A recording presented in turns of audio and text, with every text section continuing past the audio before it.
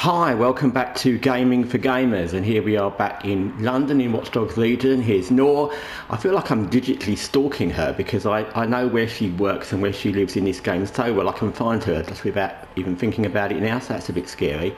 Okay, so firstly, I haven't made a video for a few days, and that's because I was trying really hard not to make any more videos straight away about Avowed or Dragon Age or all these woke things because they're just kind of endless, and although these more Avowed things happen because Avowed's been released now, I thought, well, okay, it's all things that I've kind of said before, and also about the Veilguard, same. So I thought, well, unless something really drastic happens with woke things, I'll give it at least a week unless anything else happens.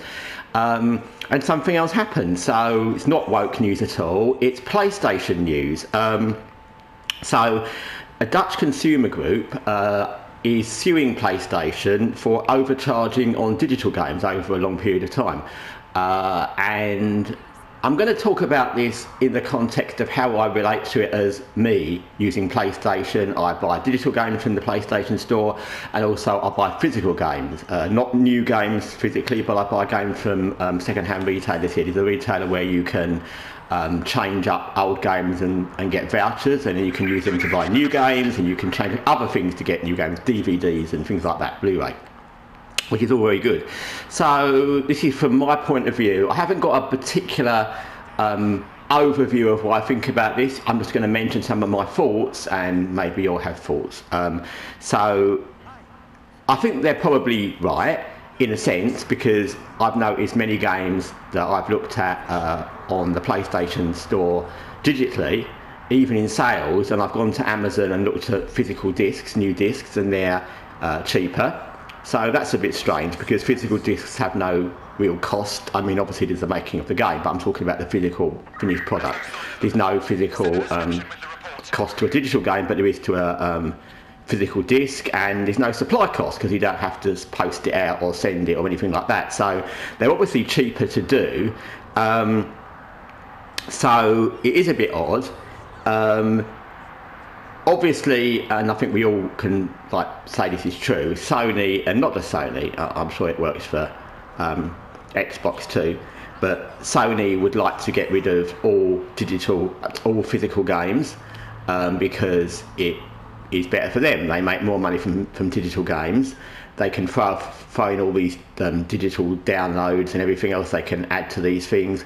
Also, I think it gives them much more control, which is another thing I've mentioned before some time back, where in digital games they can remove access to the game completely if they want, or they can put in a new user agreement, and they can do whatever they want to do. And so I think that with digital games they have much more control over what happens to the game, whether you really own the game, which is another thing, whereas a physical game, you've got the physical game, they can't really do a lot about it, and it's your game because you physically got it. So I think they would like to get rid of all physical games if they had the choice, but obviously it's not possible, especially in some places where you probably wouldn't be able to download games anyway.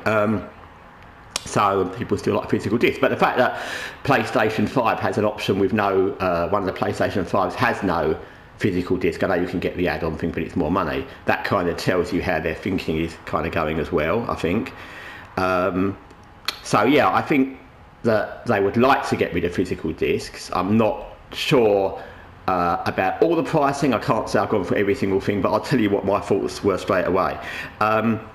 Obviously with competition, if Sony are selling things from their digital store, then they don't have any competition because it's digital and they're selling it and they're the only ones doing it, so they can charge what they want.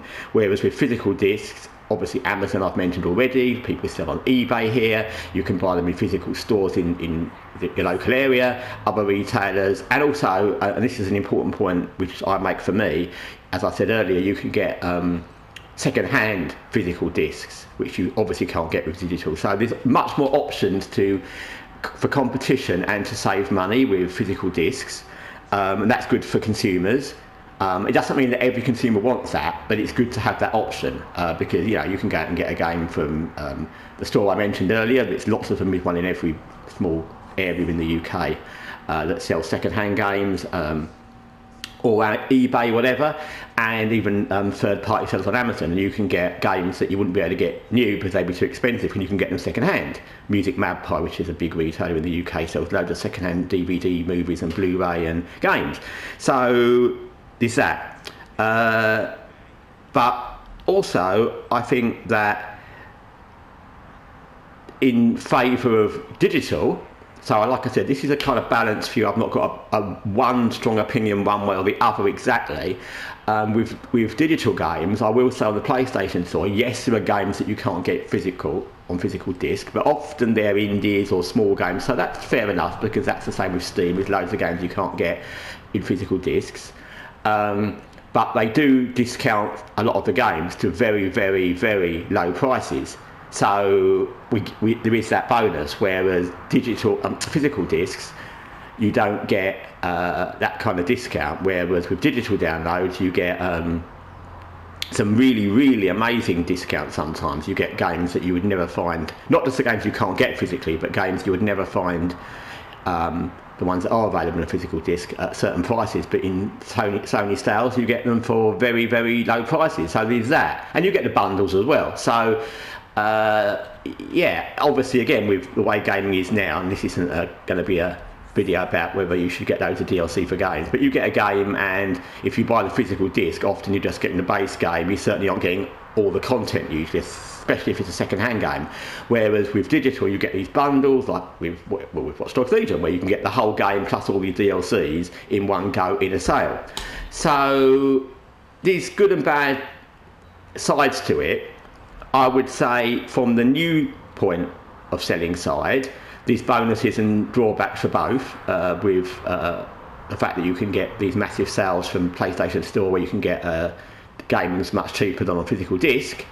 But second-hand wise, it's a whole different thing, because there's just no option for digital games to be second-hand. So I think that is a whole option which we've had in gaming since, time, where people who haven't got money, teenagers, whoever, me, can buy games second-hand for whether they want to, or even exchange games to get newer games, different games, where there isn't that option digitally. And if you remove physical games, that option is completely gone. So I think there's good and bad in both, and I think it's important there is both. So whether or not the Dutch consumer organisation is 100% right, I'm not sure they are 100% right. I'm sure they're sort of right, but not 100% right, in all digital games being more money, and ripping off consumers against physical games. I'm not sure, but I do think there's definitely a need for both formats, for the reasons I've stated. Anyway, thanks for watching Gaming for Gamers. Till next time, take care for now.